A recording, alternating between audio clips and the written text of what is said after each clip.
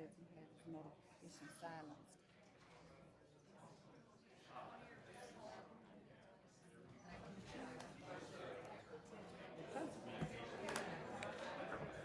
Good evening, everyone. Thank you, and we would like to welcome you to this meeting of the Grand Rapids Public School Board for Monday, August 21, 2023. We respectfully request that you turn off your cell phones and refrain from clapping, cheering, or making audible comments. We invite you to make formal public comment during the designated times, either regarding an agenda item or non-agenda item, or both. Again, the comment cards are in the entryway, and you are welcome to fill those out. Each person will be given 3 minutes to make public comment. And we can call the roll. Ms. Shockey? Here. Ms. Wade? Ms. Davis? Mr. Eatman? Ms. Lewis here? Ms. Melton? Here. Mr. Rodriguez? Mr. Ross? Here. President Williams? Present. We have a And Ms. Wade, Mr. Eatman, and Ms. Davis have all been excused. And then we need approval of our agenda. All in favor for approval of our agenda, please say aye. Aye. Any opposed, same sign. Thank you. And next, we're going on to our celebrations. Good evening. I am going to ask Mr. Larry Johnson and Mr. Leon Hendricks to come forward to talk about the GROW 1000 Scholars for the summer of 2023.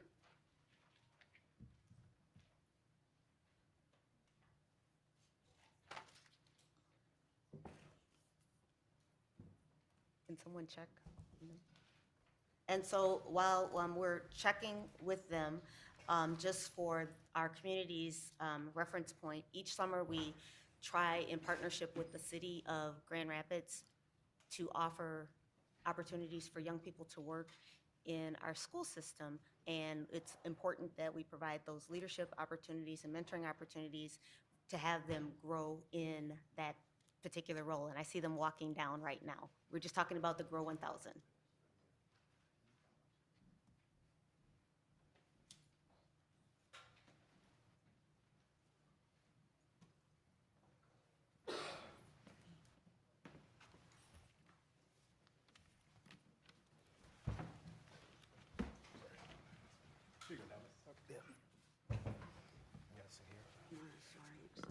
Good evening, President Williams, Dr. Roby, other distinguished trustees of the board.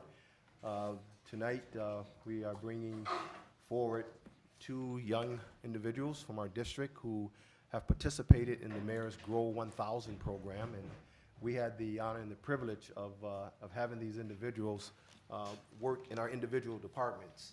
I will introduce the young lady that worked in my department, and Leon can introduce Dominique, who worked in his department, and hopefully they'll have if they want to say a word or two, they'll get a chance. But it was a rewarding experience for our department to have Vivian Ejoc, with our department. And Leon? Yes, Dominic Laniga was our guy, and it was really inspiring and uplifting to see the kind of ideas and innovative thinking our young people are able to bring to the table. And skill. I mean, this guy was designing some of our publications, making things that we were able to print and share with families. Do you want to share something about your experience, Dominic? I think I learned a lot from this program. Being here, I learned how to design from the design team in the communications department. And I always had staff there to support me, so I really enjoyed it. And then we'll pass the mic to Vivian, who did a lot of work with us, working out at the training center as well as here, and did a lot of work with our, she came at a time when we were researching book bag questions and policies and surveys, and had an opportunity to help us put those questions together as well, doing some research around comprehensive school safety planning. And so, Vivian? I would just like to thank everyone that I worked with. It was an amazing experience, and I would love to do it again next year. Thank you. Will you tell us both which schools you represent and what year you're entering as of tomorrow? Going into 11th grade, Grand Rapids Montessori High School. I go to City High Middle School, and I'll be a junior this year. Thank you both. We are excited, we will be excited also to connect with Vivian again, because we think part of the experience is a continuous experience, and we would love to have her back because she brought so much vibrant ideals, and she saw it from a student perspective and saw things that we didn't see. And I'm sure Leon can probably say the thing about Dominic. And Dominic was originally coming to our office, and we thought it would be a good match to change him. And so it worked out well for both of us. And I might be greedy next year and just take them both. So. All right, thank you. Thank you. And I know their parents are here as well. I saw her mother, Vivian's mom is here, and I think Dominic's parents may be here as well. Want to thank them as well for letting their students work with us. Yep.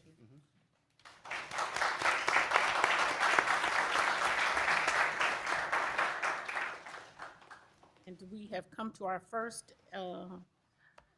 public comment section, and this is regarding board agenda items only. And so what I'll do is call up 3 people to the chairs, and then I'll put 3 people in the front row, if that will help move things along. So first to the table is Rose Ward, Jolene Andrews, and Eric French.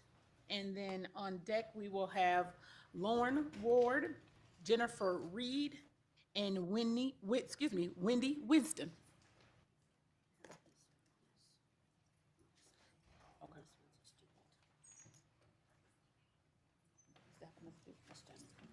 This one, yes. Yep. Okay. And also, Kashaya Williams, if you would come up as a student, we'll get you in the next group. Your card just came in.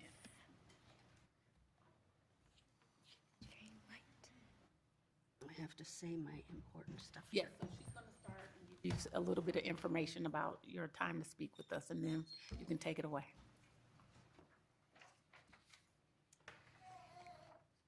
Public comment is limited to 3 minutes per person. You will need to state your full name before providing your comment. We will then start the timer at the beginning of your public comment time and provide you with a 1-minute notice by flagging a red card indicating 1 minute remains. You will need to complete your comment time upon being notified that 3 minutes have passed. Board members do not respond to public comment. Concerns will be brought to the attention of the appropriate staff. We value your input and thank you for sharing. So, I don't like how much the timing of when school is starting is changing, because I just want school to start. I think that's very confusing. I wish that school could have had better planning, because I really like going to school. And also, I wanted to come here. This was not my mom's idea. Anything else you want to tell us? Pardon? My name is Rose Ward, and I go to the Montessori school. Thank you so much. Ms. Andrews? My name is Jolene Andrews. I'm a teacher for GRPS. I have been emailing board members about the field trip policy since at least April of 2022, so I was so excited to see that something was being done to change the policy. Unfortunately, I was disappointed upon reading the proposed changes, as they don't really solve the problems that teachers are facing. The policy still reads, a complete description of the field trip must be provided to parents/guardians 2 weeks in advance of the trip. Notification to parents must follow written approval of the field trip. When getting written approval of the field trip, teachers must submit a list of chaperones who will accompany us on that field trip. How are we supposed to get chaperones for the field trip if the field trip hasn't been approved, so we haven't notified the parents about the field trip? In my opinion, the list of accompanying chaperones should be removed from the field trip packet, of course with the understanding that teachers will still ensure that the chaperone requirements will be met. None of us are trying to go on a field trip without enough chaperones, I promise. As a side note, we need an easier way to see which parents are approved volunteers. We've been promised this since I started working here 7 years ago, that this was in the works, and it still hasn't happened. I was also hopeful when reading that the policy committee was attempting to find a way to grant permission for the school year to go to nearby parks instead of teachers needing to do a field trip packet for each park visit. While I appreciate the intention of making it easier for us to go via the new local field trip slip, the changes still miss the mark. The proposed changes read, the local field trip slip shall provide a number of predetermined days throughout the school year that are planned for local field trips and shall give the parents a way to approve local field trips for the entire year. While some trips, like field day, are pre-planned, other opportunities to use the park are not always planned in advance. Sometimes I get to school and find out the PE teacher is out, but it's a beautiful day, and I think it would be a nice day to go to the park and play with my students during their PE time. At the beginning of the school year, I don't know exactly which day I will be at a good spot in the science unit, and the weather will cooperate to go down to the park and look for examples of living and non-living things or of weathering and erosion. 1 minute. At the beginning of the year, we also don't know which days we will be map testing and therefore can't plan in advance which days it would be nice to go use the outdoor classroom to help our students recover from testing. The outdoor classroom that was built at Clemente Park as a partnership with GRPS, with Southwest in mind, is going unused because of this kind of red tape. My ideal process would be that for the local field trips to parks, parents would sign a permission slip that covers the whole year without the teachers having to specify which dates we're going to go, since that can change. While I appreciate the attention that was given to this, I do wish that teacher input had been solicited so that the changes actually met the teachers' needs. Thank you. Good evening. My name is Eric French. I have a son that goes to Grand Rapids Montessori, and hopefully another son that will soon as well. In regards to the current situation at GR Montessori, I want to express my thanks to Dr. Roby and Hetty specifically for being on site. I think that it meant a lot. And it's clear that the investment in the facility was needed, and it's progressing.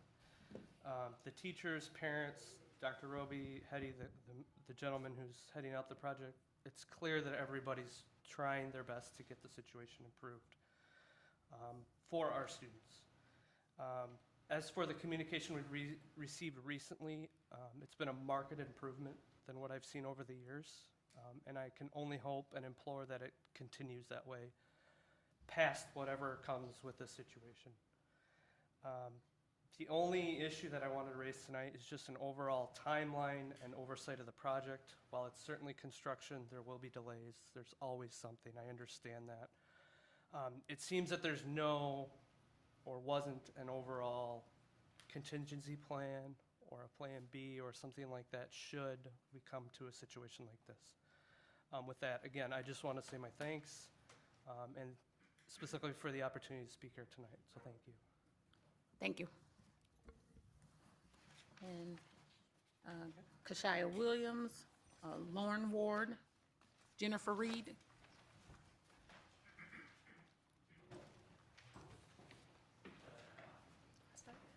Yes, you can start. Okay.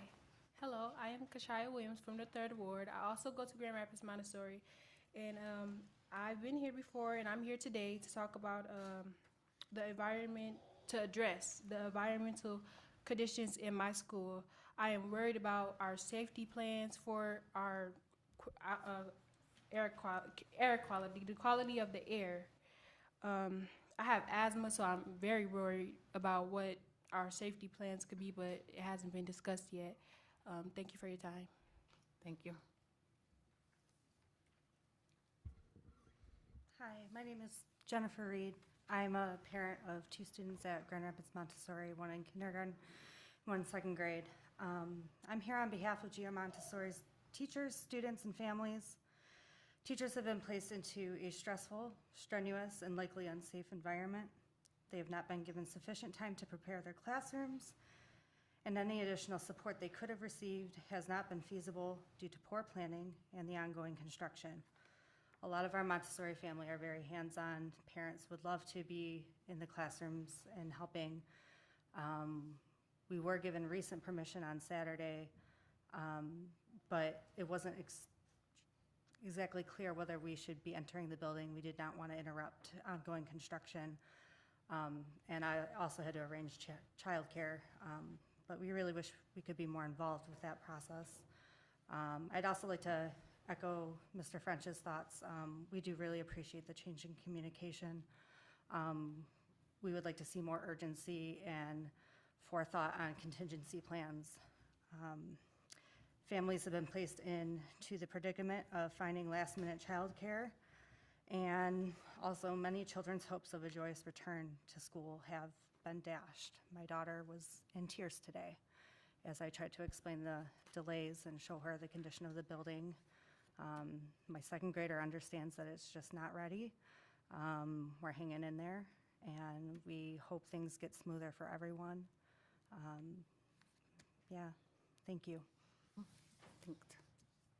Hi, my name is Lauren. To be on your side and how much I believe that each of you deeply as humans cares for our scholars and our staff.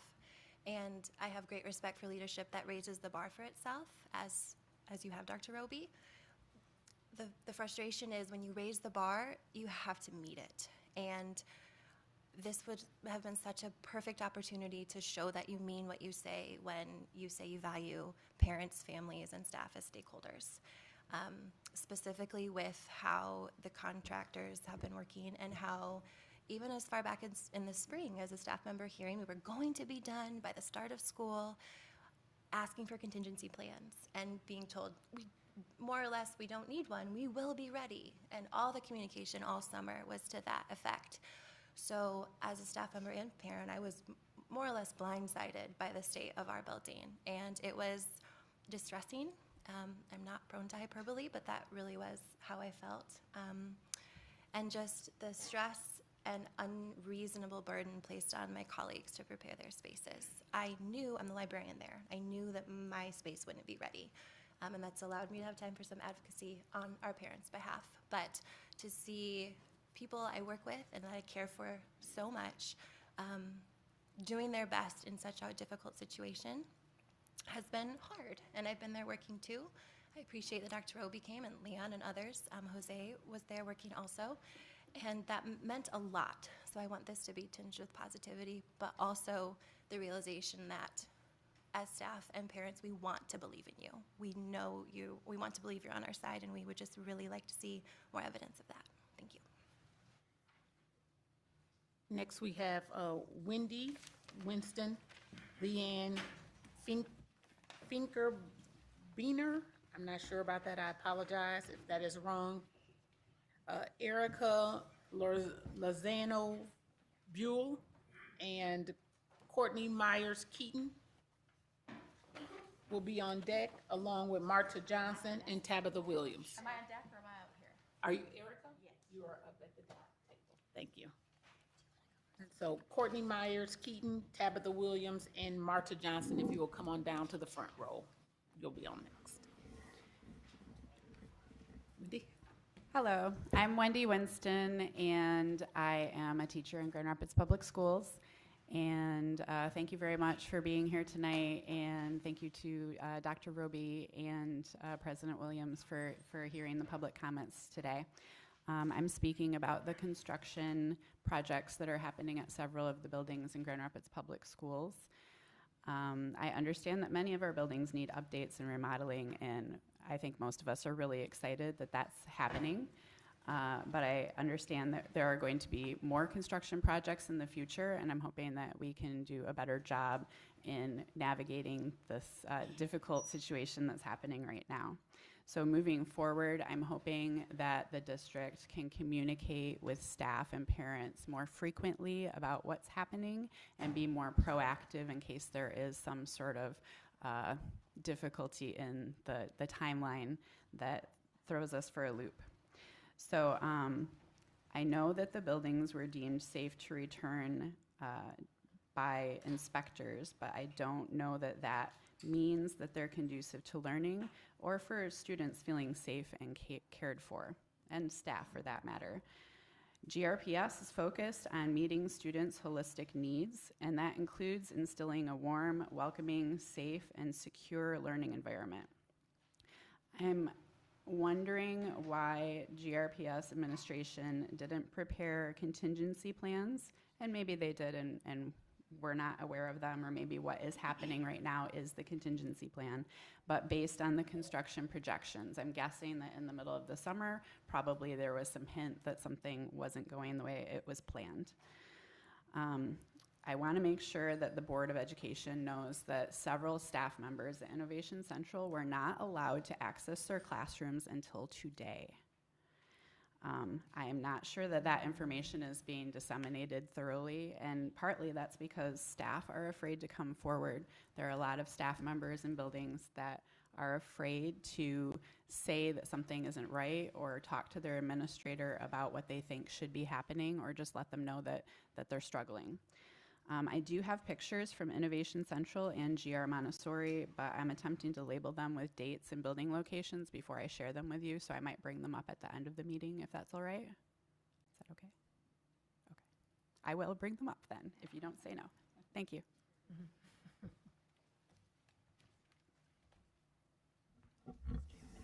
All right, here we go. Hi there. My name is Erica Lozano-Buell. I'm a Grand Rapids Montessori parent, and I want to talk about how a lack of planning and communications led to a crisis at our school that's resulted in a delay for our kids to start until next week. I'm sure you've seen emails from not just me, but many of our parents. Ms. Melton wrote me back. I appreciated that very much. Construction delays, you heard, have meant our teachers didn't have access to their classrooms. They have a contractual 10 days, and they got far less than that. There was dust, broken equipment, unfinished work, and it was just unacceptable. But the worst part of all that is that we didn't find out because the district told us this. We found out because parents and teachers posted on Facebook. That's again, unacceptable. We shouldn't have to be on Facebook to find out what's happening in our school. You know, we leapt into action, as many families as could, contacted Superintendent Roby, contacted the board with our concerns about air quality, lead, asbestos in the dust, especially since teachers were being forced to clean the construction dust from their classrooms. We wanted a contingency plan. We were continually assured that everything was on track, everything would be fine. We didn't agree with that, so we showed up on Saturday because we wanted to support our teachers and we wanted to talk to Superintendent Roby and to Leon Hendricks. I'll be honest, initially there was a lot of defensiveness and dismissiveness. We were told that the reason there wasn't a contingency plan was simply because the construction team said there wouldn't need to be one because they'd be done. And I honestly, if I would have laughed if I hadn't felt like crying, because having managed construction projects at home and professionally, I can think of less than a handful that have ever been on time and under budget without any kind of delays, especially when a building's more than 100 years old. Our families aren't unreasonable. We love GRPS, we love our school, but to find out these things and then be gaslit that everything was fine was just not okay. We saw the issues at North Park Montessori in 2019. Last year we heard air quality issues in our high school and middle school. We did get a response on Saturday night. We were really happy to hear that school had been pushed back, but we still had concerns and we asked for specific answers. And after we sent that email, then we found out that school would be delayed again.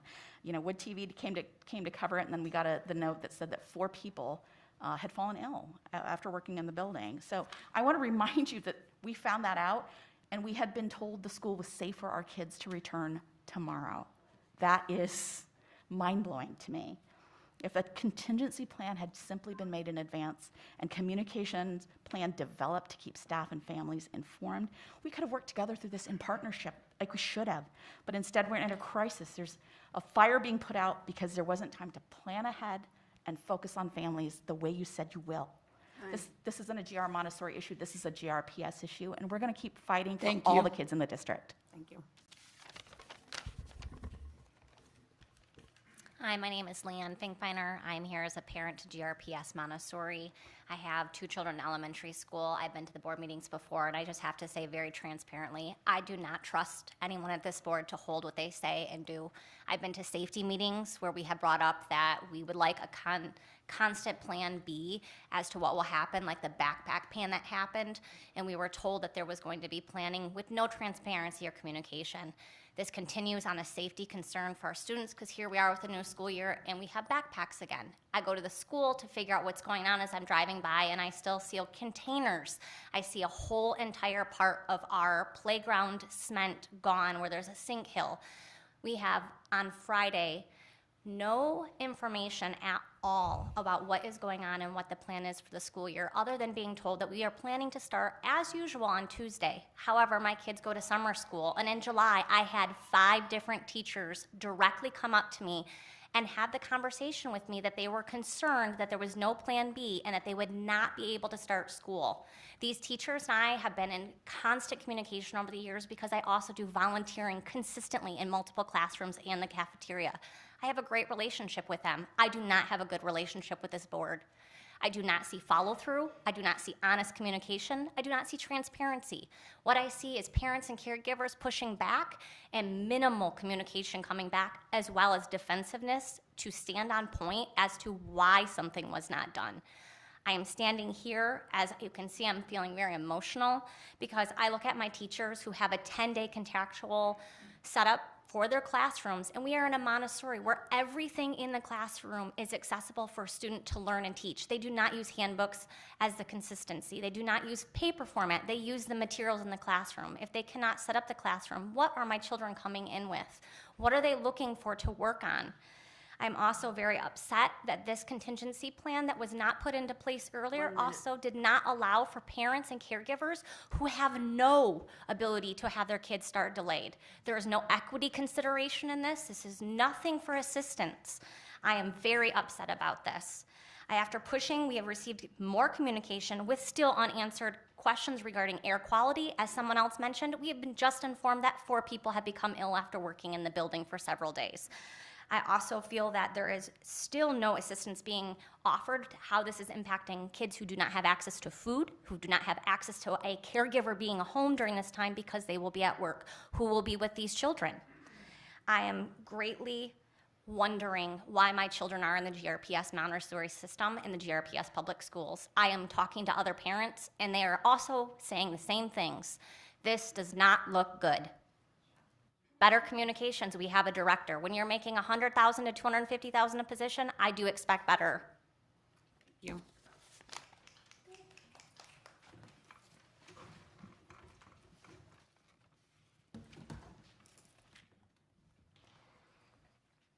Go ahead. Hi, everyone. My name is Courtney Myers-Keaton, and I am also a Grand Rapids Montessori parent. I have one student that currently attends and one that previously attended and now attends UPrep. I'm going to start out by reminding you of the pandemic, in which several of these same exact parents came before you and asked for transparent communication about what you are going to do during the pandemic and how you are going to consider equity. We pulled together, we had to create a whole Facebook group across the community in which hundreds of parents joined because there was nothing that was being provided from GRPS. Here's the quote from Dr. Roby in an email. Equity cannot be a secondary issue. We have continued to work with community partners to ensure connections to resources are made available in multiple areas: food, safety, technology, mental and physical health referrals, and supports. This is a direct quote. I just pulled it up from my email today. Why was that not considered for our Grand Rapids Montessori families for this particular issue? I will also remind you that in your own bylaws, you have an equity policy. The district shall regularly gather feedback from students, families, and staff in order to create and nurture an inclusive, accepting, and belonging environment. This did not feel inclusive. There was no feedback gathered. In fact, you ignored our requests, our pleas for a contingency plan. You continue to wonder why students and families leave the district. This is exactly why. Case in point. It is incredibly frustrating. So my question to you is, how can we create equitable solutions when the administration fails to meaningfully is the key word, engage parents and caregivers in the co-creation of solutions? In fact, you have a GRPS board member who actually opted to send their own student to a private school. So they sent their own student to a private school because of the same concerns that we are noting today. What does that say about our board right now? What does that say about this administration? I have major concerns. As parents, we've been trying to hold the district accountable, and more importantly, ask that the district holds itself accountable for what you state you value. It has been incredibly frustrating to continuously be overlooked as parent as parents, and we have met actually just for a couple of hours over the weekend, and we were able to create a handful of options for contingency plans that you all could have put in place and neglected to do so because you didn't feel it was important enough for us. So now my student is not going to school. My student does not have the resources that he needs, and what am I supposed to do for him for at least a week?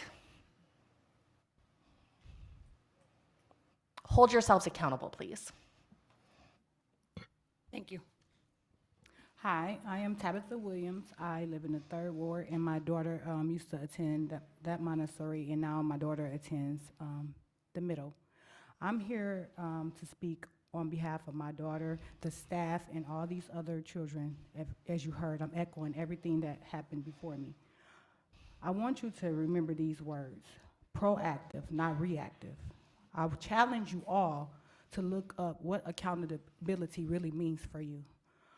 Dr. Roby, it's important parents, staff, and students have access, response, and some sort of communication with you along this planning process towards a safer environment.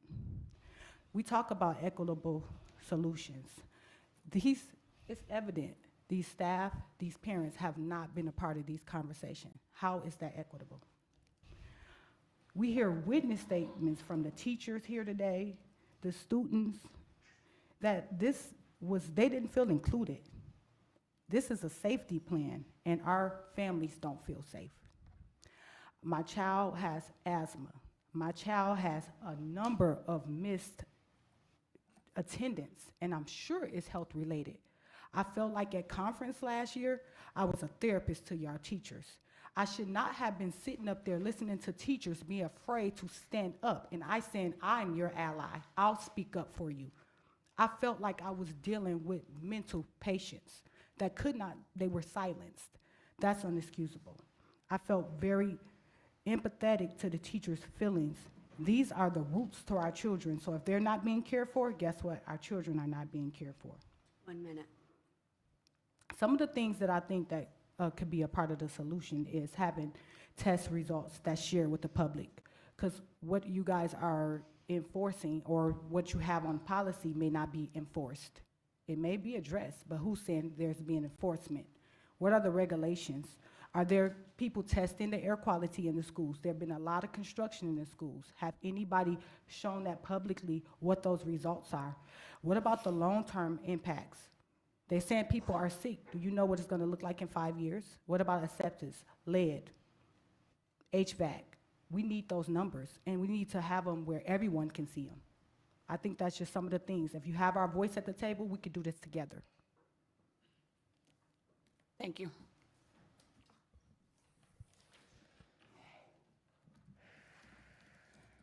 Good afternoon. My name is Marta. I've been here before. I have 2 students at Grand Rapids Montessori Elementary School.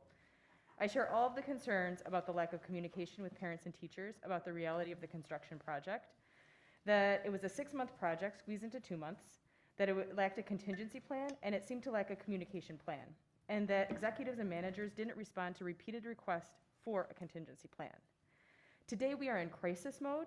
Our teachers are concerned for their health, are being told not to be vocal, don't be negative, don't share your concerns. Their concerns are being squashed, and that is a red, your house is on fire situation. I think we've already gotten reports that our house is on fire from the Eureka report. This, I'm telling you right now, is an absolute another example. I am getting contact by teachers constantly about these concerns. Instead, they're told to smile for pictures that are then sent to parents to tell them that the school is all right, after they spent the day crying or just feeling distraught. And the morale is at an all-time low. Parents are concerned for their children's health in these environments that will continue to have construction work happening. Tabitha mentioned before in public comment in our budget hearing working session about her concerns on air quality. We had an air quality request to have ongoing monitoring to make sure that we have proper and excellent air quality in all of our schools, and that includes during construction periods. I've seen progress in many areas in our district, and I believe we're capable of tackling what's necessary to prevent these crises and get the district on firmer footing. But a consistent issue that remains is poor parent, caregiver, student, and teacher engagement. And for those of us who are persistent in our advocacy, like myself, we know that this all links back to Larry Johnson. And I want you to really hear that. For example, at the board meeting in January, parents of swimmers filled this room and pleaded for someone to finally fix the pool and address the chronic communication problems that had persisted for over a year. Also, parents like Leticia, who's not here, from Burton Elementary, have come to you desperate for help after Larry would have no further communication with her, after requests to improve safety plans after several gun incidents happened at her children's school. Leticia was told by Larry Johnson there was nothing more he could do for her and directed her to the board. The way that Larry Johnson can continue to not communicate with us has got to change. Families are losing as a result, and all of this is a movable mountain. All it takes is for leadership and board members to open to new ways of doing things, processes that shine light on stakeholder engagement and how plans are reshaped in light of our input, structures that can ensure that there are no bottlenecks in communication, encouragement of all to share issues, concerns in a transparent way for us to celebrate how the district is fully partnering with all of us to transform the experience of this district. Thank you for your time and consideration. Thank you. Next, we have our, I'll just double check. Is there anyone else that turned in a comment card for public comment on agenda items that has not been heard? On agenda items?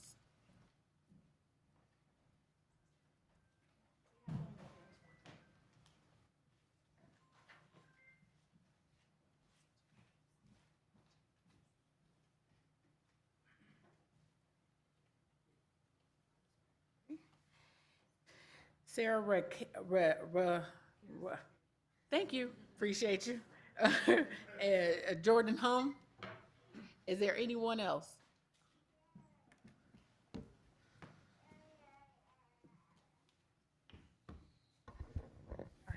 Sarah, you can start. Okay. Sarah Karazinski, my daughter is an E1 at GR Montessori. When the construction process at GR Montessori began, I was very optimistic and happy that both our scholars and our teachers would be given an environment that continues to foster learning. As we all know, no one wants to sit on a playground at 95 degrees for the entire day. Most of us would go inside, go back to work, name any other option, but our scholars and our teachers have been sitting in warm classrooms for decades. So I was thrilled. As the summer continued, I assumed no news was good news until recently.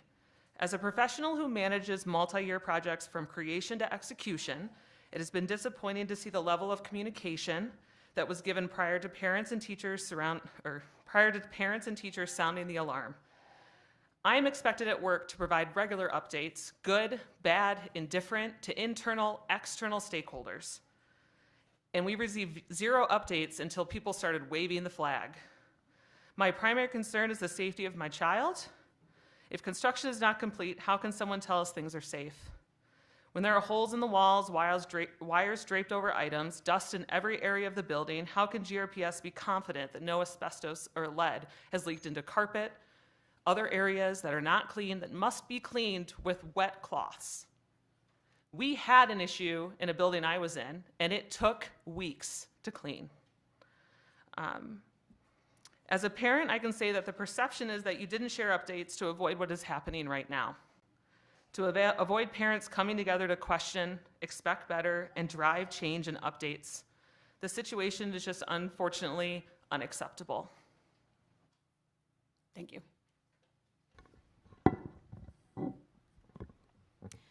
Hi, my name is Jordan Hum. I am also a Grand Rapids Montessori parent. I have 2 kids there. I have the highest admiration for educators, and I want to be on your team. But y'all, I cannot believe you didn't see this coming. This is not another pandemic. It's a construction project that got behind schedule. And at least one person knew, at least 3 weeks ago, that this delay might happen. At that point, a contingency plan should have been developed and announced in the event that the facilities were not ready to receive our kids for the first day of school. And unlike COVID, this is not a society-wide issue, and the burden should not be placed on our households and our workplaces to shoulder. This delay should not have been unforeseen, and it's shocking to me that we're flying by the seat of our pants. You made a commitment to educate our children. And if you're not able to fulfill that right now, at the very least, you need to provide a safe environment for them to be during the day while their adults attend to the other responsibilities for which we were counting on you. It would be deeply disappointing to me that our kids be asked to stay home indefinitely and either wait this out or to return to virtual learning. Our kids whose academic and social emotional education already suffered as a result of the pandemic should not suffer any further. I would hope for a realistic, firm start date for a normal school routine in our building so that we can dependably plan our lives and so that we can give our kids the security and stability that they deserve. We are here because we believe in you. We didn't send our kids to Forest Hills or East or Granville or private schools. We sent them here. And this kind of thing would not happen in those places. I have defended this district to a lot of skeptical parents, and some of them have decided to take a chance on you. Please do not embarrass me for my belief that GRPS can be just as good as the alternatives. I enroll my children here because I've chosen to believe that you are worthy of being entrusted with their education and their care. Please honor our kids' worth in return. Thank you. Thank you. And I'm not sure if this is Roxanne Cholowski. I'm not sure if that's an H. She's coming down. Your last name? Tolsky. Tolsky. Yeah. Okay. Hi, my name is Roxanne Cholsky. I'm a parent at Grand Rapids Montessori. I'd first like to thank you for hearing us and for acting on our feedback, but I'm incredibly frustrated at what it took to get here. As others have mentioned, it took many families and staff to speak up before any change was made. Those who spoke up, myself included, were belittled and dismissed. We were coming to you in an effort to work together, but were directly told that our input wasn't needed, that you didn't need us to tell us that we need tables and chairs in the room to start school, when we were asking about air quality and numerous other concerns that were completely dismissed. Most of all, even if the building had been in great shape Thursday, when our teachers were given access to their rooms, this still would have been too little too late. I have many other concerns that I will continue to advocate for, but I would like to state publicly that the treatment of our teachers and staff was absolutely unacceptable. They go above and beyond for our children every day. They stay in this profession knowing that it may well one day require them to give their lives for our kids. We don't need to manufacture those situations for them. My 8-year-old also wanted me to suggest that you get some safety supplies to test the air and make sure it's safe. He said that if staff and students get sick because of the condition of the building and the air quality, it will cost you a lot more in insurance money than testing to ensure they have safe air quality to breathe. Thank you. Thank you. Next, we have our secretary's report. Yes. The Finance Committee will meet on Monday, August 28th at 4:30 in the Administration Building here in the Board Chambers. The Ad Hoc Facilities Committee will be meeting on Wednesday, August 30th at 3:30 in the Library Building, room 112. And we have a committee chair update, and the policy committee, Anya Luss is going to come down and just provide a quick update as to the policy changes that were brought or discussed at our policy committee. Hi, good evening, everybody.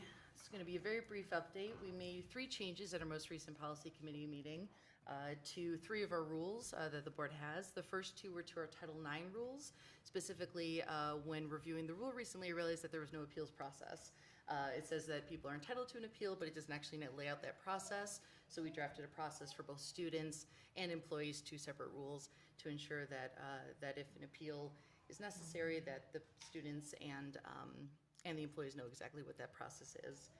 The final change was to our field trip rule, and what it essentially did was permit schools, if they so choose, to create a template form at the beginning, or to create a form at the beginning of the school year that permits the school to list a couple of days all at once for local field trips, so that we don't need to get parent permission and send out field trip notification forms for every single trip to a local location.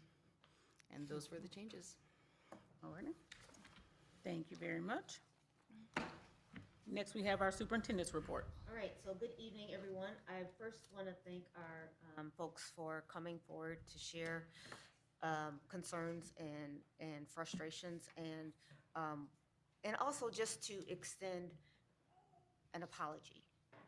And so we did not get this right in the way in which we wanted to, but we also want to make sure that we share some information about how we're moving forward. And so I think it's also always important to start with an apology so that people know that we do take ownership for things that we don't do as well. And we want to get better. That's the work of this school. That's the work of this board and of our leaders and executive directors. And so I will share some information so that people have it, and this will also go on our website as well. I want to start with the information about the construction work that is happening at GR Montessori Elementary site. As many of you know, the delays have been at the construction site. Some of it has been supply shortages and some surprise hurdles in a project that pushed access back into the building much later than we planned. I was there over the weekend with many of our cabinet members and teachers and spouses and grandparents and parents of teachers to help get the rooms together. We did not do it for any other reason to make sure that school was ready. And that's what our goal was, to make sure that we were there and helping and trying to support in the ways that we could. Our initial plan was to delay the start of school into the building on Thursday, but today, and so I want to make sure that people understand, today is when we received some concerns from staff and we went into action. Starting late this morning, we were notified that 3 or 4 of our staff members reported feeling some mild respiratory issues from being inside the building. We made the decision to stop access to the building until we could get our final test back. What we have done over the weekend, there was a test related to asbestos, lead dust, and both of those have come back negative. We are still waiting for a third test that, because of some transportation with FedEx, that we didn't get those results back today when they were promised. And so we thought it best, when people started saying that they were feeling sick, that we wanted to make sure. And so again, this is really about safety. And what we also did is make sure that we went and talked to the staff as well as the administrators so that they would hear what was going on. There's no intent to be anything but transparent. It doesn't mean that we did everything correctly, but we are operating from a place of, when we knew things, we were sharing it as we found those things out. And so we did make the decision to stop access until we got the final report from the latest round of our air environmental testing at the site. Again, the concern is about timing, and we decided to start the pushback of school no earlier than Monday, August 28th. And that provides that additional time.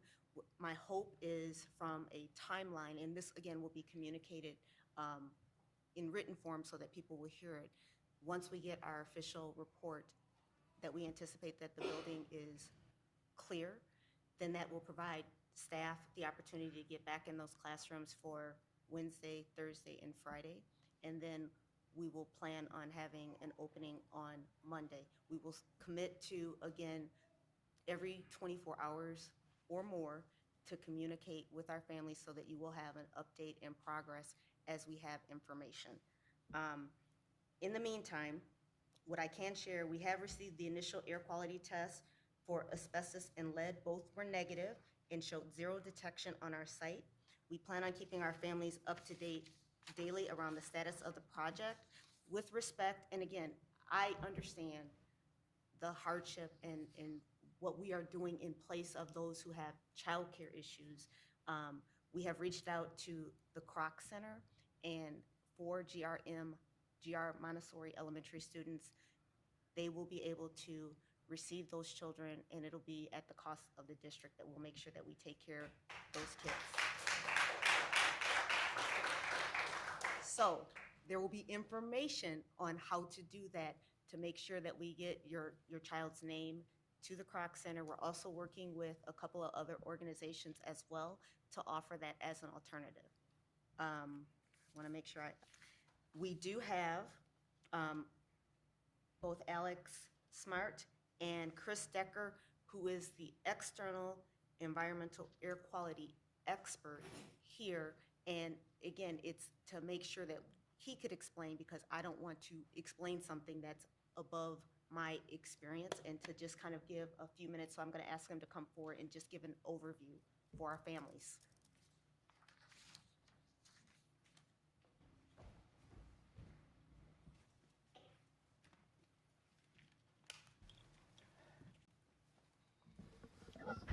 Good evening, President Williams, Dr. Roby, board members. I'd like to introduce Chris Decker from Microair Consultants.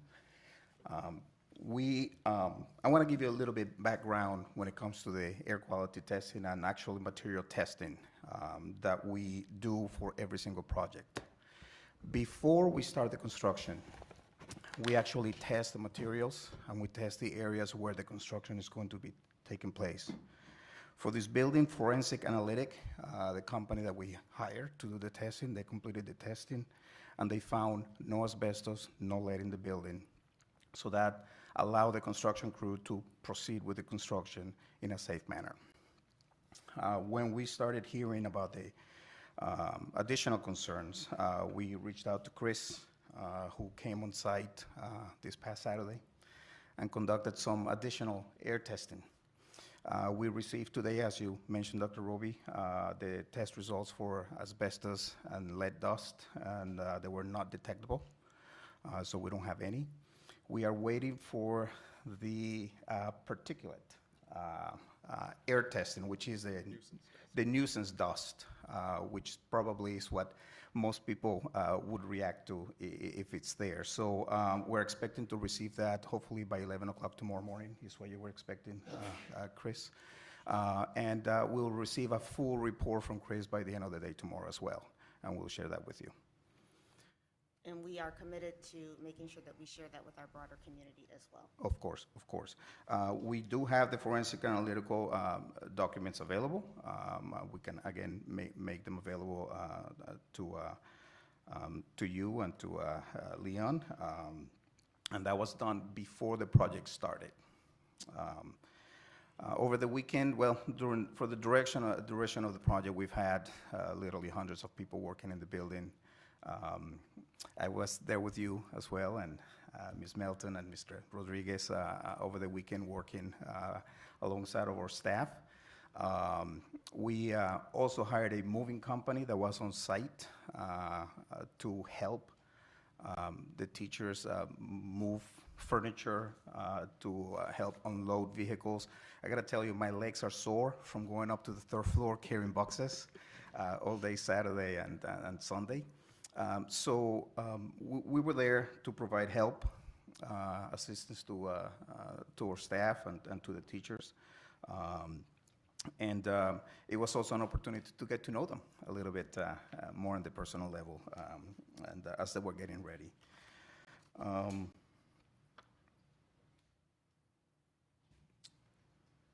You have any other questions that you would like for us to answer? For Mr. Decker. Questions? I guess I'm just wondering if there's a way that we can make that available through our website versus having to send it out to individuals. I know we have a lot of different spots on our website, but one of them might be construction updates. Is that a feasible, and maybe you don't answer right now, but that might be something for us to think about. A lot of districts do that, where they'll just keep updating. Yes. Go ahead, Alex. That is one of the initiatives that I actually have been working with my team of facilities, and I have shared with the cabinet that we are working at improving our facilities website. And it would have updates on projects. We could have these reports available online. So we're working on that. And it's one of the things that we are committed to improving to be able to share that.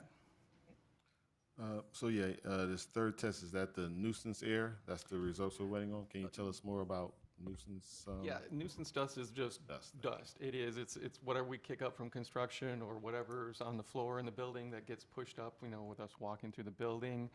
Certainly you're going to have nuisance dust with construction projects. I don't expect to have a non-detective dust in the building. However, there are limits, and there are ways to compare how this building is as far as dustier than another building, and I will have that data presented in the report when I get the laboratory results tomorrow.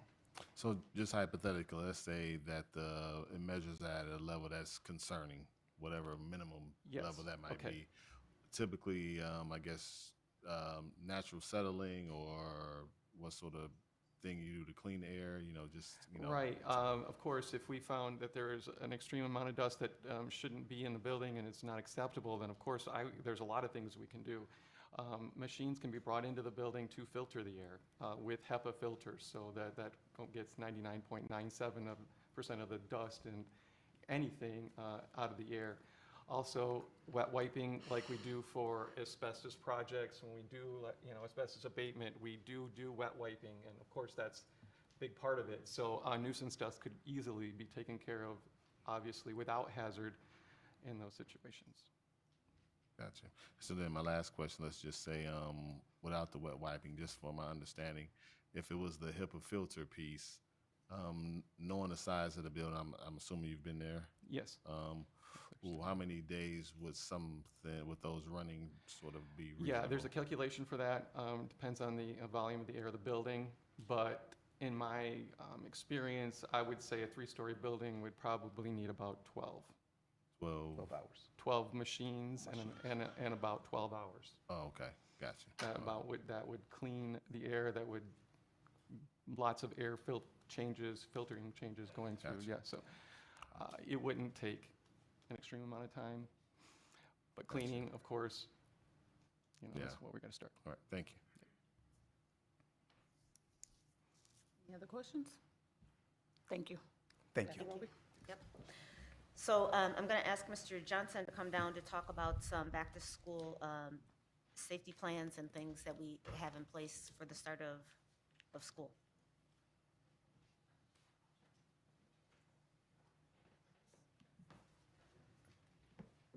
Again, good evening again, once again.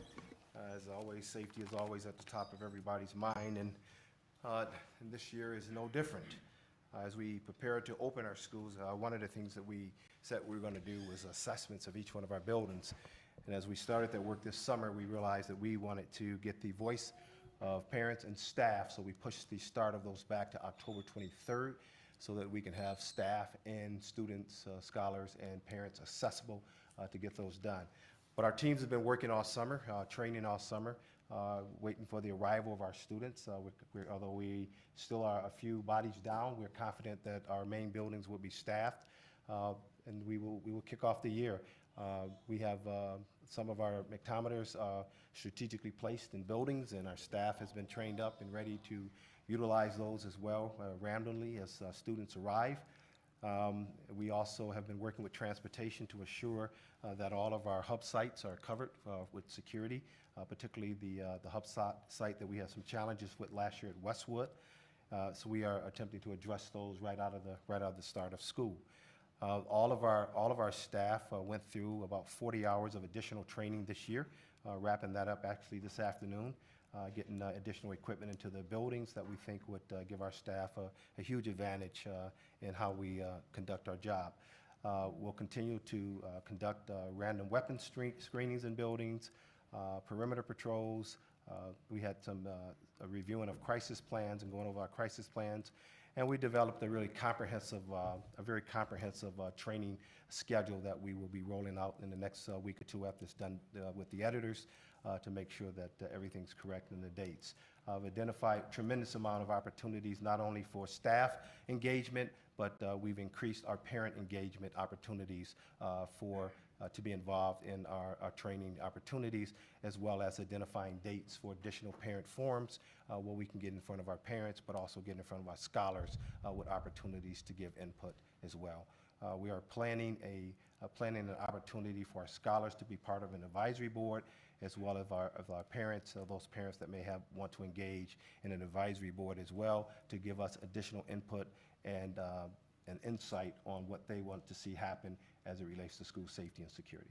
So we are ready to start the school tomorrow with all of our staff In fact, they just went home about a half hour ago, finishing up some last-minute details, and we'll be back on the streets as early as 6:30 tomorrow morning, and we'll stay as long as necessary to get our little tykes home at the end of the day. We have representatives from Dean Transportation here today.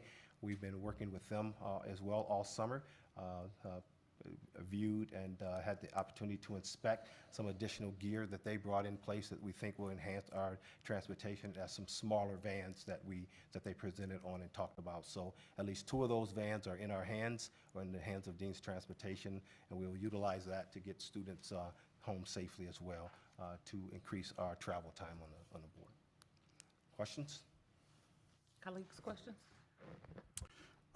Thank you so much for that update. I just want to say that speaking of, speaking of an advisory board that our scholars can participate as well as our parents, I think that's amazing. That's something that I truly believe we need more of, to have collaboration between, district work and our community and our stakeholders. So I appreciate you mentioning that. And then secondly, could the Dean Transportation staff that is here, you said there's some here There's one today. here. Could you raise your hand so parents know who to, all right, so parents, caregivers, staff, make sure if you got any questions, go and talk to him after this. So I have a question. I just know that we had many issues last year with pickup, drop off, and so given this is the start of school, I am just hoping and praying that that the necessary steps have been taken and that they are fully staffed. Dean is fully staffed to be able to handle our routes at this time. Has that been something that's been communicated to us, and we're confident that we're going to have a seamless start to school? I'm confident, and I don't know if Bruce want to come down, but they had increased, and their hiring had made a turn for the good, and they had a lot of individuals that applied this summer that they're processing, and as my conversation with them, they're confident that we are going to be ready to roll and be able to meet the needs of the routes this year. So. Wonderful. I know we have some complex systems that you all have to navigate, and so I'm just hoping to hear from you, your vote of confidence for this start this week. Well, yes, ma'am. As of when I left earlier this evening, all our runs were covered, with no plans of having buses going back. So, excuse me. And that was quite a feat, because we have been, still going through the driver shortage, but we have, as we speak, 21 drivers in training. We have 4 brand new drivers that are going to be out on the road, but they're with sub-drivers. But we're still, making it. We're using office staff. We're using everybody that's qualified to go out there. So again, as of this evening, everything was covered, and I didn't have a route yet. So I did say yet. So the phone's got to ring in the morning, but we'll be there to answer the call. Thank you very much for taking our concerns from the district, the parents, the students very seriously. And so as we continue to try to provide safe and reliable transportation for our students, that we're looking to see some improvement this year. So thank you very much. And on that busing, we have a busing hotline that's been set up, so parents will be able to get a live voice from 7 to 7 that's going to be help navigating. If there's some challenges with buses, they can call that hotline number. It's been well dispersed. I believe it's on our website as well. And so they will have live voices answering their phone. We've got live voices answering the phones at the hotline, transportation hotline, as well as the security office stand open till 7, and then prompting into a 24-hour paging system after 7 o'clock with a guaranteed 15-minute return call starting tomorrow. Thank you very much. We appreciate your diligence. All right. Quick Thank you. question. The Here Comes the Bus, I think it is app. I was Yes. really surprised to see only about 17% of our parents use that. Is that something you're still going to use this year that maybe we could help promote? Yes. Okay. Yes. So that's something from our end that would be helpful? It will be kind of weird at first the first couple of weeks because of the number of changes and switches and everything. However, it's up and it's running, and we just have to get folks used to using it. Yeah, I think Here Comes the Bus and the Z-Pass, which works concertly together. Those are two good apps that allows parents to track their kids, and it's so important, that particularly those that ride the yellow bus, if we can, from our end, continue to promote that, rebrand that and put it back out there, but getting our parents to utilize those two services so they can, number one, make sure their kid's on a bus, what bus their kid is on, and then be able to go to Here Come the Bus and track and see where that bus is located. So, Thanks. Thank you. thank you. Thank you very much. All right, I'm going to ask Mr. Kurt Johnson to come forward to talk about the Alumni Classic Annual Football Game.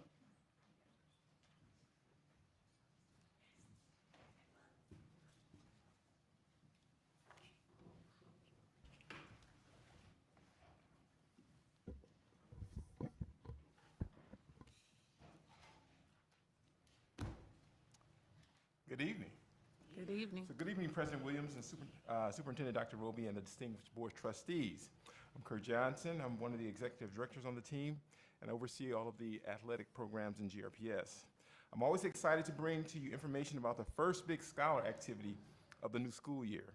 The crosstown rivalry between Ottawa Hills Bengals and Union Red Hawk continues this Saturday, August 26th at Hausman Field with a 12 noon kickoff game time start.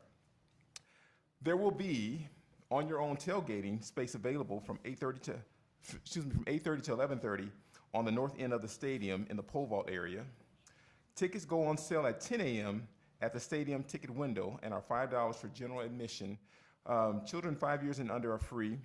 There will be no pre-sale or online tickets for this particular event. The stadium expectations for entry are printed on the back of the tickets, and they can be found online as well. GRPS staff with IDs are admitted free. Each year, we attach a theme to our games as a part of our community engagement efforts. As you can remember, a few years back, we had one of the themes being the first responders, where we acknowledge the fire department, the police department, the sheriff's department, and the ambulatory services staff there, and honored them at our halftime. We also, in 2021, we celebrated 150 years of GRPS. Well, this year, we will be celebrating the Grand Rapids City League, which is the athletic league we were a part of for 99 years before going into the OK Conference. There were 8 schools that was a part of the City League: Catholic Central Cougars, Central Rams, Christian Eagles, Christian Polar Bears. Go Bears. Ottawa Hills Indians/Bengals, South High Trojans, Union Redhawks, and West Catholic Falcons. In this gathering, we're looking forward to creating some nostalgic moments throughout the game. You will hear our announcers share some trivia about each school that includes some fun facts, significant athletic accomplishments, notable alumni from the City League schools, and much more. At the quarter times, you will see alumni spectator games, such as field goal kicks for the alumni. Then at halftime, and in addition to our marching band performance, there will be a special processional at the 50-yard line with signs and banners of each of the City League schools while hearing about their state championship titles and more. There will also be an alumni tug-of-war between Christian and Central. It's only for alumni. The ADs will be taking the first 20 individuals from each of those schools for a total of 40 for that match. Please know your limits. There will be no hip and knee replacements after this event. Then there will also be an alumni tug-of-war for Ottawa Hills and Union, but Christian, and South will be helping Ottawa, and then Catholic Central, and West Catholic will be helping Union. So the ADs will be taking the first 10 alumni from each of these schools for that match there. There will be a superintendent's VIP deck, which opens at 11 a.m., and that will be on the west end of the observation deck. The food items will be sponsored by Brand's Kitchen 67. They have been a longtime supporter of the event, so we really appreciate them coming aboard again. And the additional support will be provided by GRPS Foundation that will help us out on the VIP deck. One of our special ticket promotions is our scholar ticket giveaway. This week only, scholars can receive a free game ticket. We will be giving away 400 free tickets, 200 at Ottawa Hills, 200 at Union High School. To be eligible for a free game ticket, the scholars must do these things. They must be registered and enrolled in a GRPS school this school year, 2023-24. And we'll pop that name into Synergy to make sure. And this can be elementary, middle school, or high school. But then you also must stop by the athletic office after school at either Ottawa Hills or Union and speak with the athletic director. So Mr. Harris at Ottawa Hills or Mr. Walker at Union High School. You must give them your name, the school you attend, and the grade, and state one goal of improvement for the school year. Just one. Goals can be either academic, like I want to improve my grades or raise my GPA, or I want to improve my attendance. I want to come to school more and miss school less. A goal can be improving my behavior. You know, I want to stay in school and I want to stay on task more. Or it could be, I have a goal of trying a new sport or a new activity. So it just needs to be one goal. And they talk to the AD about that and they can get a free ticket to the game. So scholars at the elementary, middle school, or high school, get on our newly designed website and click on the athletic tab and go to Ottawa Hills or Union High School and find the athletic director's office number and call them and tell them you're on your way. We're sending out flyers and game information throughout the community and to the former City League schools to join us with this. And again, this Saturday, August 26th at Hausman Field, where the gates will open at 10 a.m. for a 12 noon kickoff game start time. Each of you should have received a game packet addressed to you, and inside that game package, you will find a game information hot card that has all of the general event information. You'll also find a VIP parking pass that's to be displayed on your dashboard of your vehicle, the VIP badges and lanyards, and VIPs do not need to use game tickets for entry. So you can use those game tickets to distribute through other invitees of your own. Additional game tickets, like I said, for other invitees. Then a blue OK Conference pass. And this will allow you plus one other guest to attend any sporting event this school year throughout the OK Conference, home or away. And a memo of instructions in case I said all this a little too fast. So come on, come all. Looking forward to seeing all of our GRPS family members return for the new school year, as well as expanding our family with new members. So this event is a great way to socialize and get to know one another better. We're supporting both of our high school football teams. Coach Fellows with the Union Redhawks have been working hard all summer in conditioning and team camps, and Ottawa Hills Bengals is excited to have a new coach, their leadership program, with their football program with Coach Jackson. Coach Jackson and his predecessor, Coach Verley, both recently accompanied Ottawa Hills football program to see a Detroit Lions preseason game back on August 11th. Detroit Lions actually won. As Ottawa Hills was the recipient of the Touchdown in Your City grant. So we may bring you some information on that presentation later on in the school year. So we want to wish everyone a super great start to the new school year, and we look forward to seeing each and every one of you tomorrow through June 2024. Thank you. Thank you. Any questions? Go Bears. I love how you represent up there for Creston. This is my Creston tie. Appreciate it. Back in my days. All right, thank you. Next, related a little, as we have a partnership through athletics through our GRPS Foundation update with CEO and President, Ms. Stephanie Andrews, and Mrs. Bridget Cheney, the Executive Director.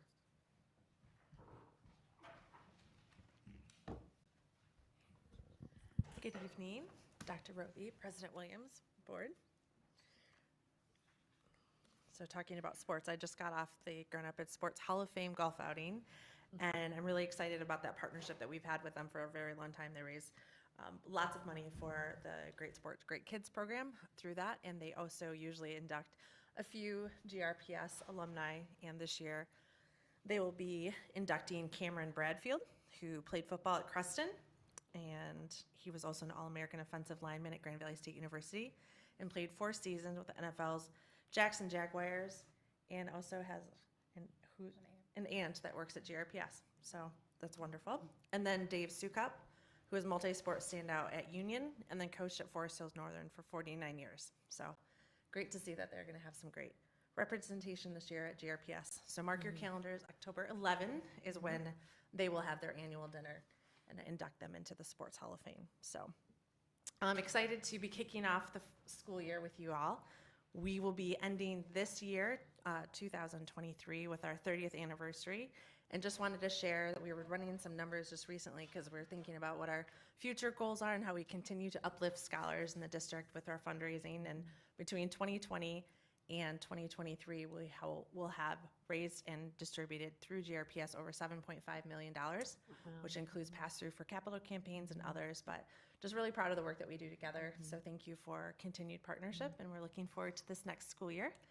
We are in the middle of a Clear the List campaign for teacher support. So we're doing student scholar teacher drives. So supplies that teachers have made through Amazon wish lists. You can go to our website and people can adopt a wish list and write it all off or make a donation. And we have lots of community partners who are also putting up supply bins that are just for GRPS teachers.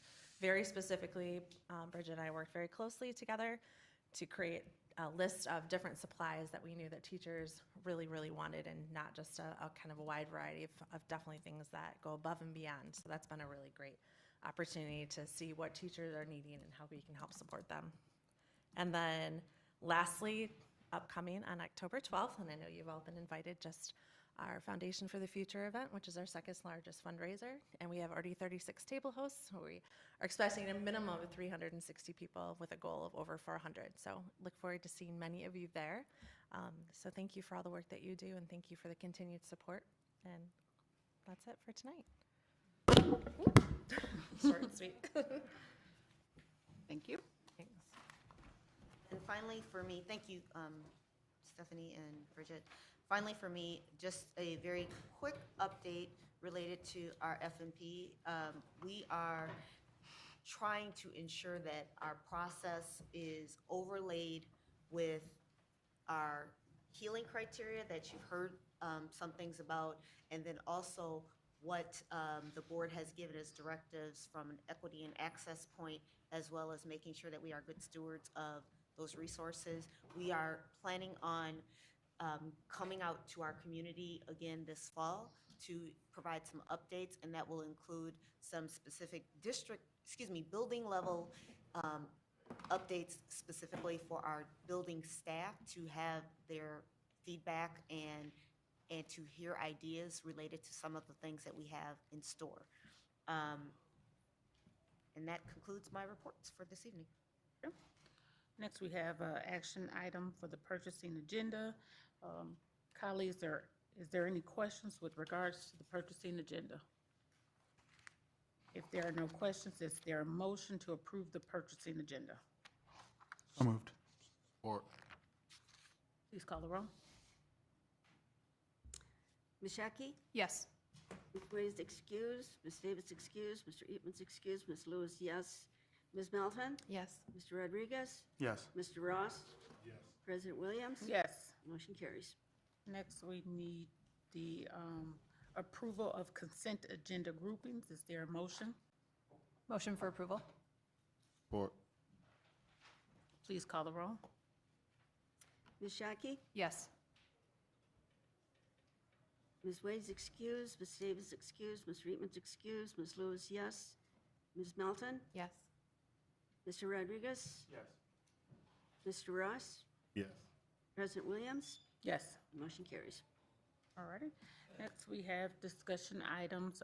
You all have, colleagues have received your information about our next retreat, so please avail yourselves accordingly, as well as Julie will be getting information to you all with regards to state board training that we are trying to get everyone engaged with. So look for an email from our board assistant, Ms. Anderson. She always does a wonderful job. And then we are at our next opportunity for public comment. Okay, so I think I have them all. And then we'll do the same. I'll call down 3 to join us at the table, and then 3 to be in the front row and we will hear the comments. So Jolene Andrews, Michael Farage, Scott, I think this is Teagan, I'm not sure, some of the letters are a little different. I appreciate the creativeness of it though, but I can't quite read it. Matt Marlowe, Dan Slater, and Darlene Lee, you're on deck if you'll come down to the front row for us.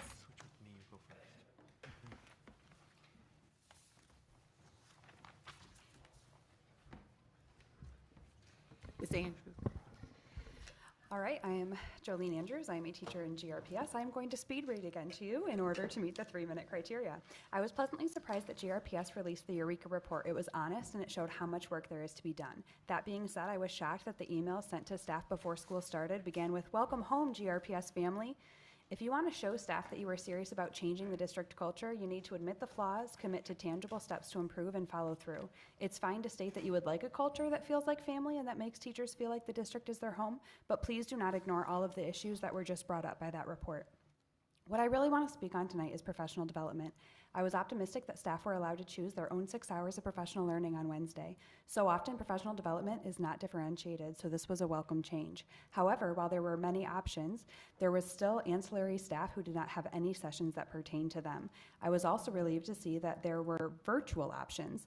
That relief changed quickly when staff were informed that we had to do the virtual sessions from our buildings. If we are completing the training, why does it matter where we are doing them from? Teachers are professionals and do not need to be micromanaged in this way. The rest of the day was a nightmare. The PD department has already apologized, so I sincerely hope that something like this doesn't happen again, but I would like to inform you about our experience. The PDF explaining the directions of how to get to EduPath did not include all of the steps. The course names on CALPA did not match the course names on EduPath, and enrolling in the courses on CALPA did not enroll you in the courses on EduPath. Some of the sessions listed as K-12 on the GRPS handout were listed as 612 on CALPA. Others that were listed as K-12 on the handout and on CALPA were then listed as 612 on EduPath. Some of the things EduPath told you to click on in the end ended on a page that said access denied. All of the spots where images were supposed to be were just boxes with text descriptions of what the image was supposed to be. The way the website tracked time was very confusing. It was not updating, so I was concerned that it wouldn't say that I had been on there for 60 minutes. Later, someone reported that the dashboard stating how many minutes spent could take up to 30 minutes to update. Even later than that, we were told the times don't even matter. During the day, I emailed to tell PD what was happening and to ask for help, but the response from the district downplayed my concerns. They also gave me information that should have been provided to all teachers up front.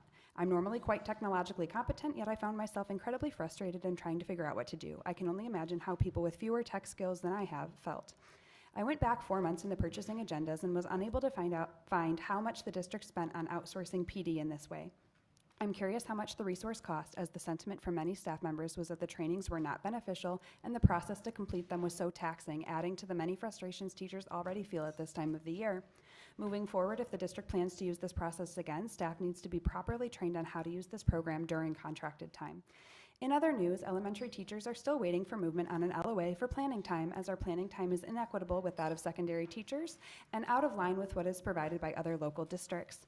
The last issue I'd like to address is the lack of communication to our families. I was asked by at least 7 parents at open house what was happening with backpacks. I informed them what the district said. Thank you. Do you want my time? We don't do that, so. My name's Michael Farage. I'm a lifelong resident. In 2020, the voters of Grand Rapids approved moving all city elections to even years. Of course, it didn't surprise me when this board decided to ignore it and bring a tax increase that has been around back on the ballot. I was not surprised one bit. It never even came up as a topic. While I respect the voters' wishes, listen to a whole meeting of ignoring their own employees. This is a continued tax increase. That will be expressed and explained to the voters. I'm here to announce an opposition group that are going to expose this district beyond what you've ever seen. Martin Luther King said I'm not the man I was 10 years ago. I'm not the man I should be, but I'm not the man I was 10 years ago. I'm not the man I was 10 years ago. Since this last tax increase, our city population has increased, but our student population has decreased. Do you think those people don't vote or they're not active with their kids?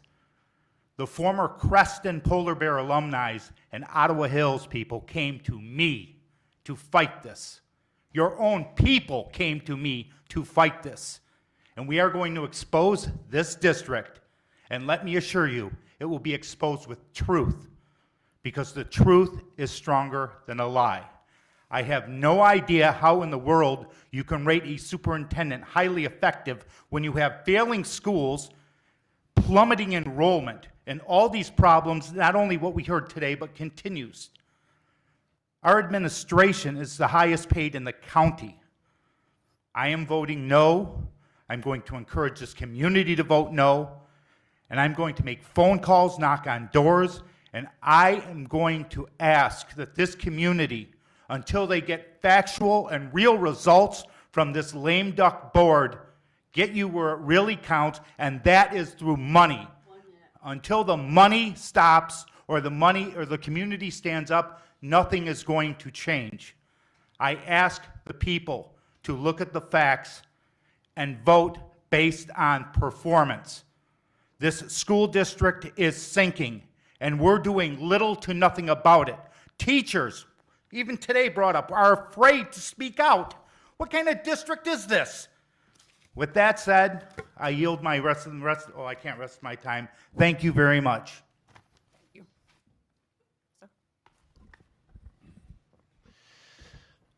How are you guys doing tonight? Is this on? Can you hear me? All right.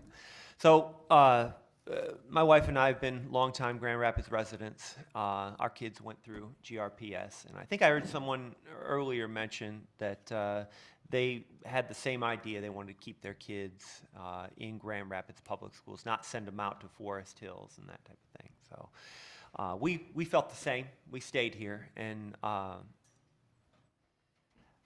think we need to hold ourselves to a higher standard. 35% proficiency score in math, that's not cutting it, right? A 48% proficiency score in reading is not cutting it.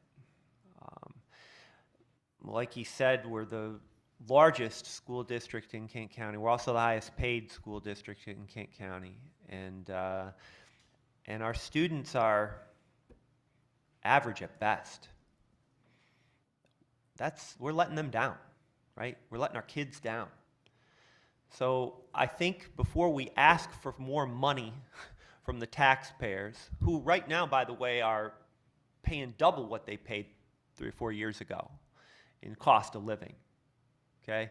We're going to ask for more money out of their pockets, and a continuation of the bond would be more money out of our pockets, right? Then we ought to hold ourselves to a higher standard.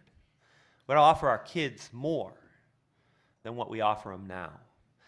So that's my plea to you guys. Let's get better, okay? Because I don't want to support more money for a failing system. I have friends that send their kids to other schools that live right here in Grand Rapids Public Schools. Friends that look very different from me. They don't trust the public school system here. So, I think it's time to take a good, hard look at ourselves and try to get better. That's all I got to say for tonight. Thank you very much. Thank you. Appreciate that.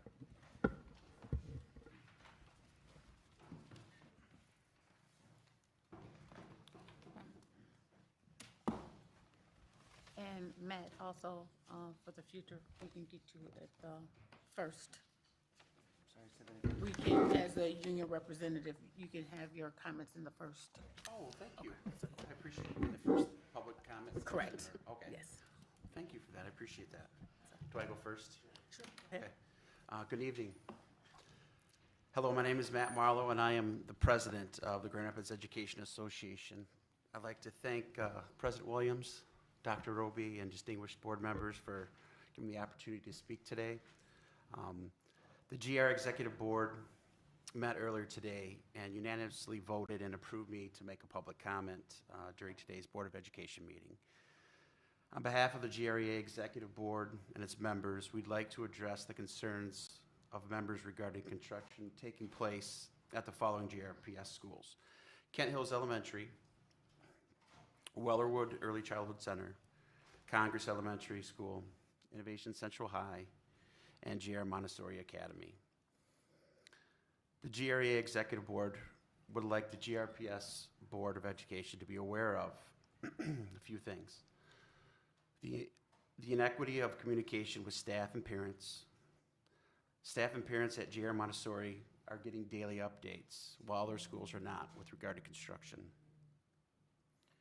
GRE members have had limited or no access to their classrooms to prepare for the coming school year due to construction.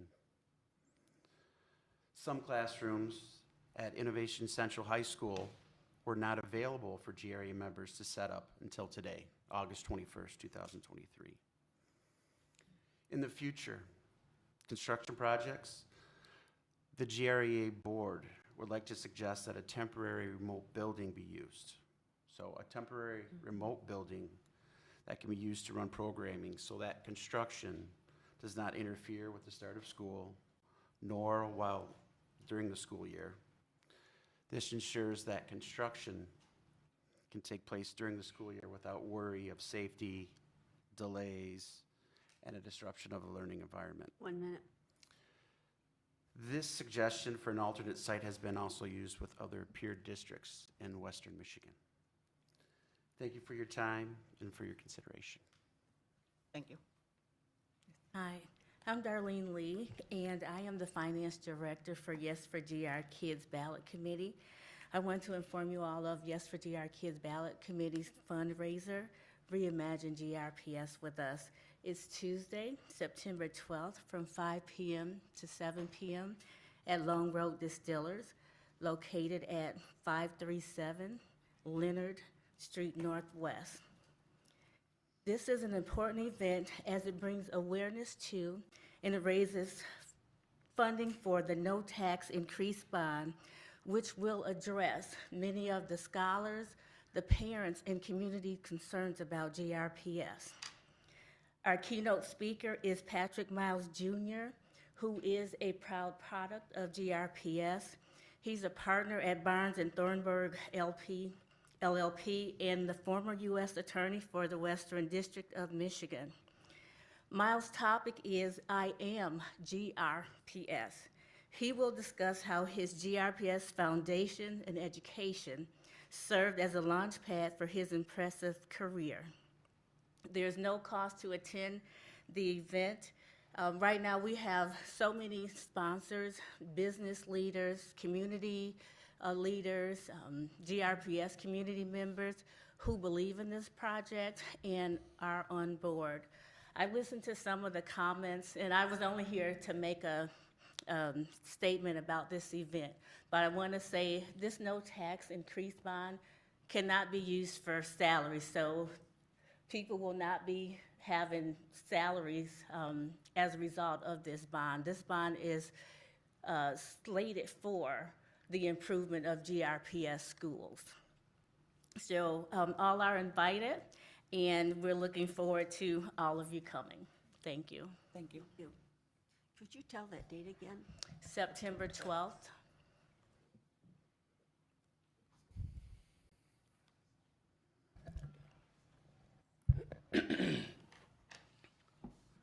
Hi, I'm Dan Slaughter, and I'm an art teacher here in the district, and I know a lot of you. Not only am I an art teacher here in the district, I am the kid of two parents that went through GRPS. I've heard stories from my grandparents and my parents. So I've lived it, I've breathed it. I have many concerns. I really do. The first one is safety.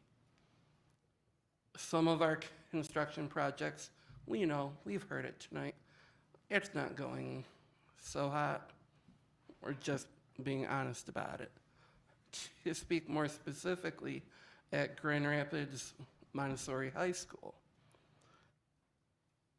Open holes in the floor, dangling wires. Not cool. Would you put your own child in that? And Kathy, you were an English teacher for many years. It was the English department that was only allowed in today into their classrooms. The English department. You know what it's like to put an English classroom together in high school. I do. Security. That's another thing. Why am I sounding like Maslow right now? There's a reason. Security. We still do not have a comprehensive plan for each building for security. 1 minute. We really do not. And I've taken some of you around to my classroom at Burton that is all windows, floor to ceiling. That's not safe. That's not secure. I've said it a million times, and I will continue. And I was in a meeting today where security policies were just being made up on the fly by an administrator. That did not sit well with me. I will take a bullet for a child. I have no problem doing that. But we need policies, we need procedures in place, and we currently do not. And it is unconscionable at this point in 2023. I received more training on this in my summer position at another institution than I have in 20 years here. Thank you.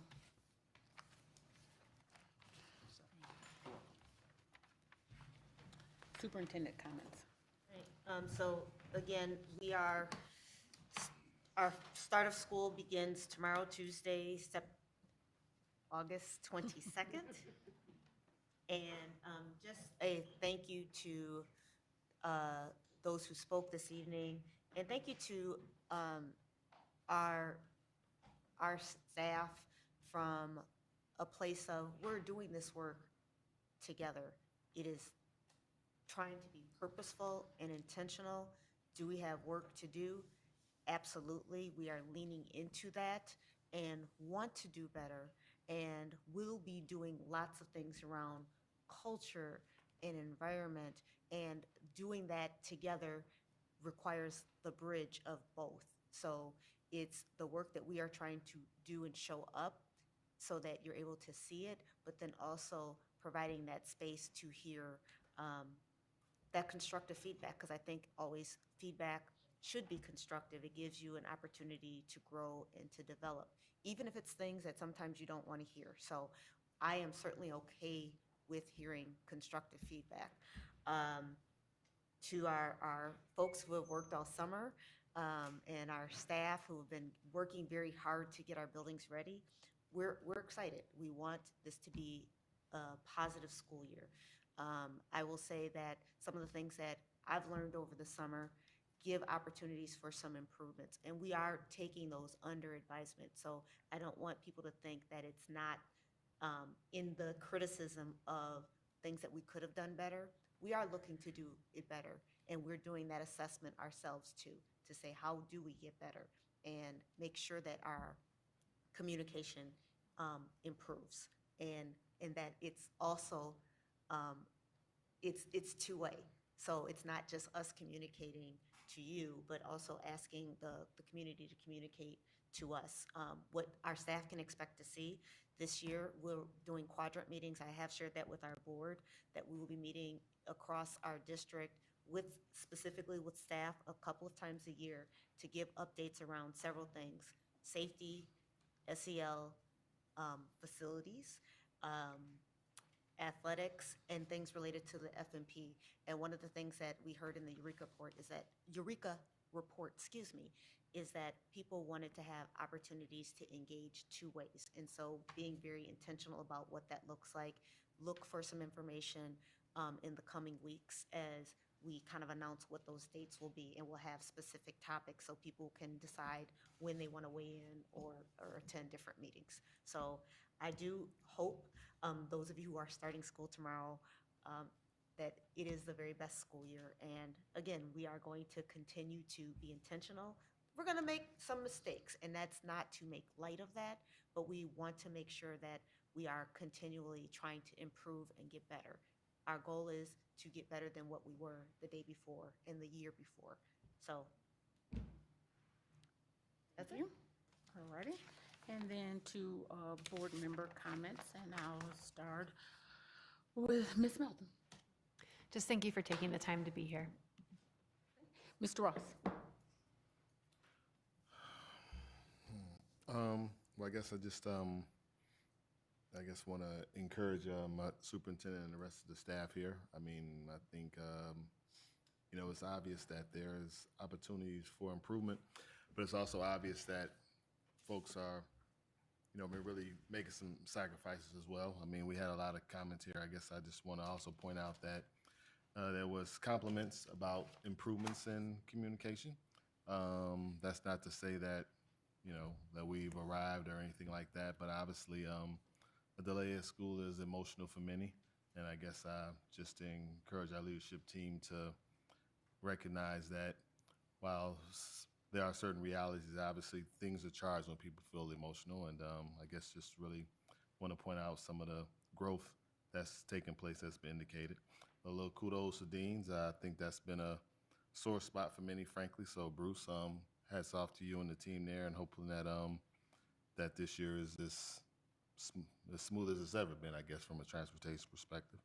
Want to kudos to my colleagues, Ms. Melton and Mr. Rodriguez, for also stepping up there over the weekend to see with yourself what was going on and try to be supportive. Ms. Lee, for your support. What obviously will be an election season with some challenges, obviously, to say the least. But I ask you to stay encouraged as well and recognize that that it's almost nonsensical to do what we can to not be supportive of a district that is obviously committed to doing this best for students. That should come with some accountability, but I don't think that should come with accountability that potentially is a harm to the young people that do come through the door. So please stay encouraged in that effort. And I guess I don't have any other comment. Thank you. Ms. Downs-Lewis? Yes, I'd just like to reiterate what Mr. Ross just said. And I also wish that everybody going back to school tomorrow, our students, our teachers, our administrators, and everyone else who's working for our district and trying to make things better, and especially for our kids, I wish you all good luck and have a wonderful year. Mr. Rodriguez? Thank you. Just hearing so many comments from so many different people, to hear things, frustrations, lack of trust. I hear you. I feel like I understand where you're coming from, being a former GRPS staff member myself. But my ask is that, you just continue to join us along this journey. I think, I didn't join this board because I was like, things are going all right. I'm pushing to make this district better. I already see changes. I think, Dr. Roby, this addressing this issue is beyond what I would have seen 5 years ago 6 years ago when I started in this district, and I appreciate that. And I hope that caregivers and stakeholders and students and families see the changes that we're trying to make. And it's not going to be perfect. This was something that could have gone a different way, but we're owning it, and I appreciate that. And for tomorrow, for the first day of school, welcome back to our scholars and our staff. I'll be going to a few different schools visiting, and I'm excited to see new faces, returning faces, and everyone getting ready for a good year of learning. Shaki? Oh, yeah. I've been kind of toggling back and forth in my head between the different roles I have as parent and imagining myself in the shoes of our Montessori parents. As board member, of course, feeling responsibility and standing alongside our superintendent and apologizing for the experience that all of you have had. And then as a construction industry professional, knowing how suddenly a project can go from good to in trouble. None of that, of course, being an excuse, but just a recognition that there is, looking backward, so many things I think that could have gone better. And so looking forward, as a member of this Board of Ed, I can just commit to, as we look to future projects, ensuring that we do have those contingency plans that you've requested, and ensuring that we have a strong communication plan in place for when projects start to go awry. So I just want to say thank you for coming out. I'm sorry for the dark cloud that's over first day of school for some families, and for the rest, I say welcome back, and I wish you the best year. My final comments will be to thank everyone for coming out. Thank you for the emails and for the communication. We are as well asking questions and looking into things. And so as many of you have stated, there are some changes that are happening, and there's more changes to do, and we all honor that as well. We are digging in and we are trying to do the best work for this district, and so we appreciate your support, and we appreciate you holding us accountable, and we appreciate you letting us know things that maybe you think we should know or that we don't know. So we understand that this is a collective work. We can't do it without you. And so we appreciate your time to send the emails, to show up here, to tell us about it. We don't take that for granted. And then lastly, I'll say thank you to all the dedicated staff who is making sure that things go well for our young people this week when they come back. And so we are looking forward to a wonderful school year, and we are hoping that you will support our scholars as they come back to school. So drive safely. Please make sure that you are cognitive and that you are looking for our kiddos along the roads, and mind the speed limits. So thank you so much. This meeting's adjourned.